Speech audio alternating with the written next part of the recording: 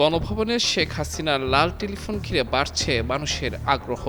জুলাই গণ অভ্যুত্থান স্মৃতি জাদুঘর উদ্বোধনের পর প্রধানমন্ত্রী তারেক রহমান এই ফোন কানে নিয়েছেন।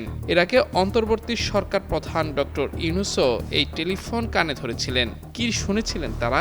বিশেষ এই ফোনের রঙই বা কেন লাল হয়? কি এর কাজ? আর কারাই বা ফোন করতে পারেন এই নম্বরে? চলুন জেনে নেওয়া যাক বাংলাদেশের সবচেয়ে রহস্যময় এই লাল ফোনের ইতিহাস। লাল টেলিফোন বা রেড ফোন। ৪৫ বছর ধরে কোটি মানুষের আস্থায় পাইপের বস আরএফএল পাইপ। বিশেষ এই টেলিফোন ব্যবস্থা বা হটলাইন ধারণার উৎপত্তি হয়েছিল ১৯৬০-এর দশকে যুক্তরাষ্ট্র এবং তৎকালীন সোভিয়েত ইউনিয়নের মধ্যকার সংকটকালীন জরুরি যোগাযোগের জন্য। এরপর এটি বিশ্বব্যাপী ছড়িয়ে পড়ে। পলাতক শেখ হাসিনা তার শাসনামলে রাষ্ট্রের অতি স্পর্শকাতর, গোপনীয় এবং জরুরি প্রশাসনিক যোগাযোগ রক্ষার কাজে ব্যবহার করতেন বিশেষ এই টেলিফোন। শেখ হাসিনার ব্যবহৃত এই টেলিফোনটি সাধারণ কোনো নেটওয়ার্কের আওতায় ছিল না। এটি ছিল সম্পূর্ণ সুরক্ষিত ও এনক্রিপ্টেড একটি বিশেষ রেট এক্সচেঞ্জ এর মাধ্যমে পরিচালিত। এই ফোনগুলো সাধারণত বিটিসিএল বা মোবাইল অপারেটরের সাধারণ নেটওয়ার্কের সঙ্গে যুক্ত থাকে না। শেরেবাংলা নগরে অবস্থিত একটি অত্যন্ত সুরক্ষিত রেড এক্সচেঞ্জ এর মাধ্যমে এই নেটওয়ার্ক পরিচালিত হয়। এই বিশেষ এক্সচেঞ্জের প্রধান সুইচিং স্টেশনটি ছিল প্রধানমন্ত্রীর কার্যালয়ে অবস্থিত, ফলে এতে আড়ি পাতার কোনো সুযোগ নেই।